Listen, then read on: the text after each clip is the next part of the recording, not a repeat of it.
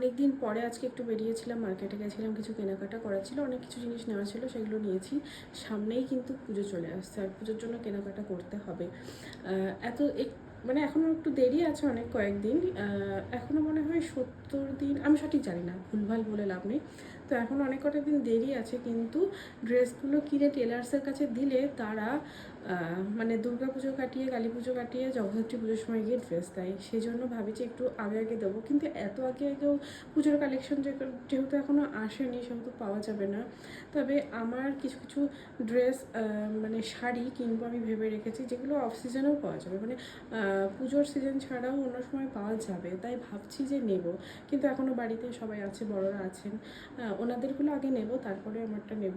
কিন্তু ওই যে ফিটিংসের একটা ব্যাপার থাকে, সেই কারণে মানে টেনশনটা হয়ে যায় যে লেট করে নিলে পরে ওনারা আবার দিতে চায় না। আমি যার কাছে, মানে কৃষ্ণনগরে একজন ভালো টেলার্স আছে, বাহা, হ্যাঁ, তো ওখানটাতে দিলে পরে মানে উনি এত সুন্দর ফিটিংস করে, এত সুন্দর জিনিসগুলো বানায়, খুব ভালো লাগে।